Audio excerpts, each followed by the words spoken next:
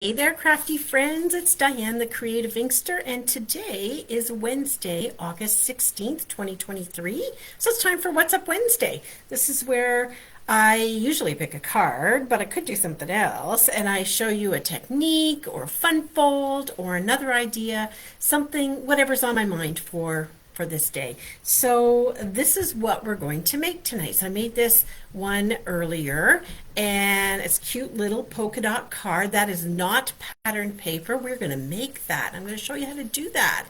And we're also going to play with the sponge daubers using them on some die cuts.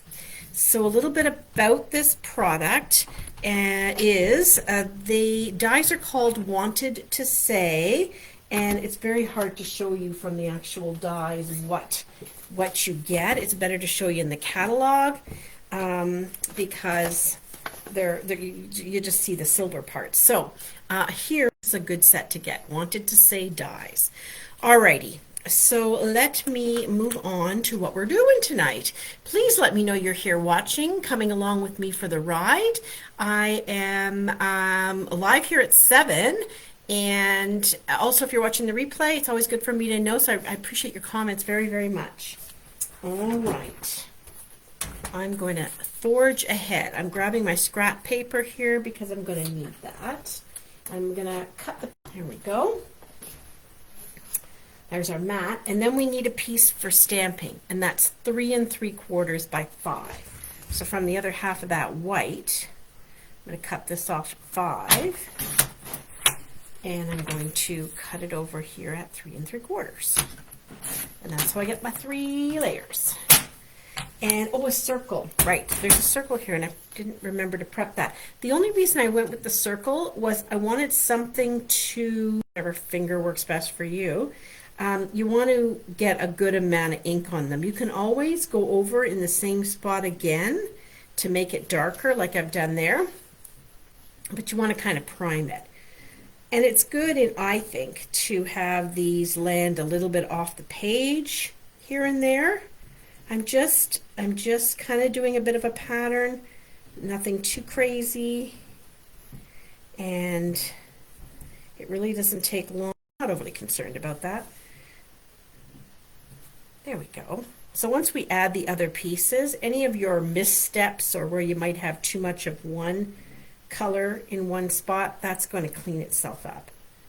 I think that's it for that. All right, so put my sponge daubers aside. Hi, Lynn. Thanks for popping in.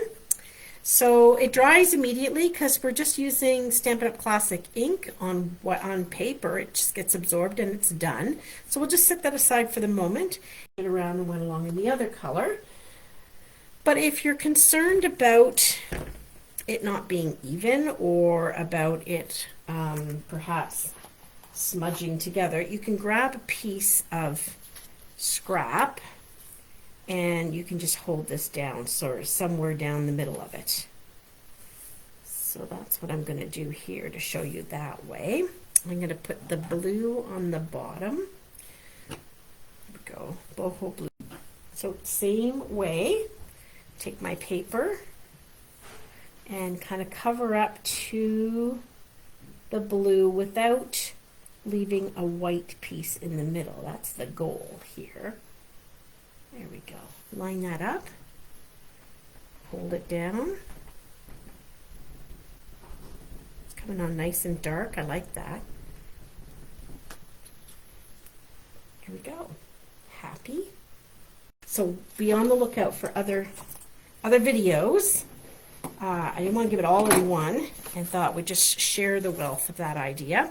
So now we're going to put this around here, but beforehand I did something else with my ribbon here. So this is our regular linen thread. It's sort of a beige color or a crumb cake color, but I made it the same color as the Tahitian tide on this one to be able to have it coordinate. Or satin, something more cottony, or polyester would go a little bit better. This linen thread is a cotton.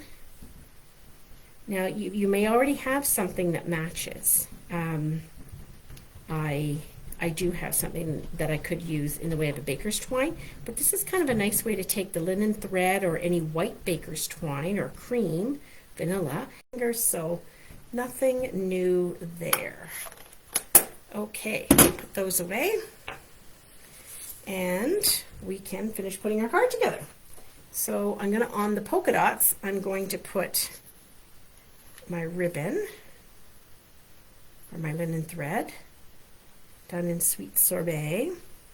And I found that if I put a little glue dot underneath there, it holds that in place, so I'm good to go for pop the circle up.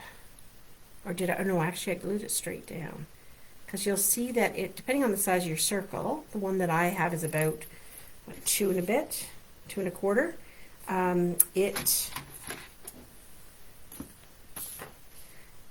The happy and the birthday for sure are going to extend a little bit beyond the circle's edge there.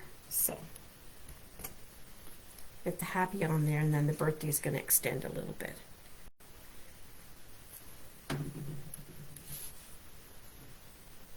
And then we'll pop it up from there. Some dimensionals on the back. Look at that, I got some ends of dimensionals to use up. It seems I always have ends to use up here. I'm going to put that guy in the middle. Put one in each corner and this sort of bigger chunky piece in the middle.